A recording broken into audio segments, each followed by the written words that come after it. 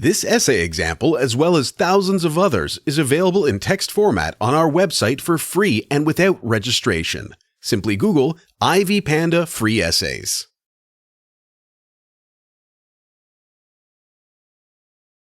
The Introduction: The Importance of Anti-Imperialism. Americans divided sharply in 1899 over whether to annex the Philippines as part of the United States. Still, the conflict between imperialists, isolationists, and Filipinos who fought for their nation's independence would echo in debates over United States foreign policy. Generally speaking, anti-imperialism stands in opposition to the United States expansion. It means that anti-imperialists protest against the extension of American sovereignty by Spanish methods.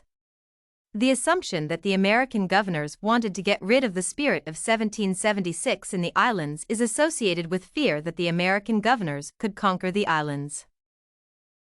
The point in the Declaration of Independence that all men are created equal, that they are endowed by their Creator with certain unalienable rights, that among these are life, liberty, and the pursuit of happiness is under threat. In other words, anti-imperialists want to follow the points written in the Declaration of Independence. They do not support the intentions of the United States to expand its territories. For anti-imperialists, freedom and national identity are considered to be the most critical issues. According to them, the Spanish methods are to be denied, as they are cruel and cause pain and suffering to others. The Anti-Imperialist League doesn't believe that Abraham Lincoln would have supported the annexation of the Philippines as he stated, "Our reliance is in the love of liberty which God has planted in us. Our defense is in the spirit which prizes liberty as the heritage of all men in all lands."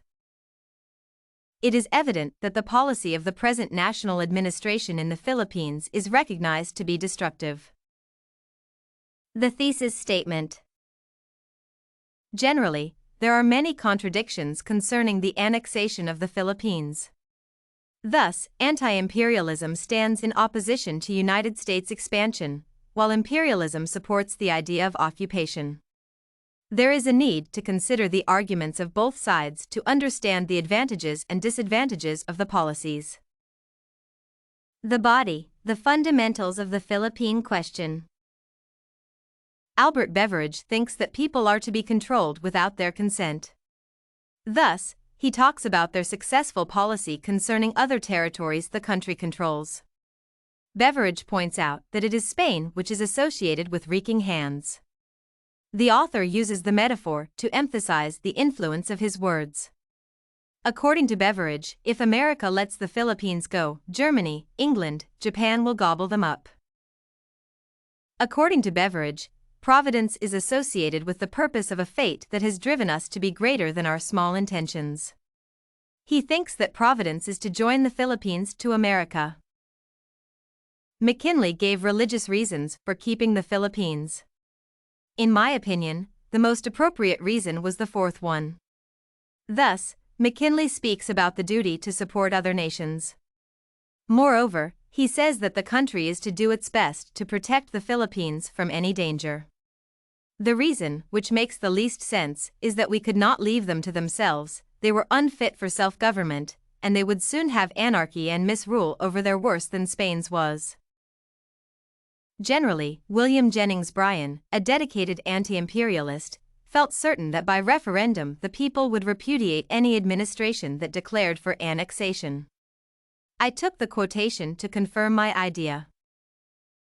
Bryan says we dare not educate the Philippines to prevent something undesirable. There is an opinion that the desire to control everything never ends perfectly for one of the sides. Some Americans argued that it was necessary to take colonies to get rich. Bryan replies, it is not necessary to own people to trade with them. The United States wanted the resources, and annexation was not the only option. Bryan says there is no Gatling gun attachment to prove that the Bible doesn't support the policy of imperialism. If true Christianity consists in carrying out in our daily lives the teachings of Christ, who will say that we are commanded to civilize with dynamite and proselyte with the sword? The conclusion against annexation. Emilio Aguinaldo, the president of the independent Philippine Republic, says that the American government will never draw back from armed conflict. The Philippines tried to avoid a severe disagreement, but the United States neglected that point. Clemencia Lopez, an activist in the Philippine struggle for independence, says that all people want to be free. For any person, it is rather vital to understand the meaning of liberty.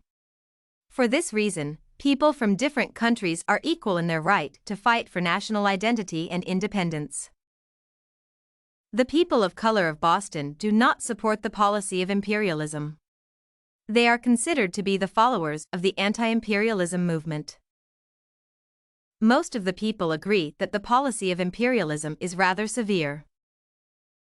The United States shouldn't have annexed the Philippines. That is my answer. Did you like this "Should the United States have annexed the Philippines" sample? To get more works like this one, make sure to check out the free database of academic paper examples at ivpanda.com. You will find thousands of samples for all your study needs, without even having to register.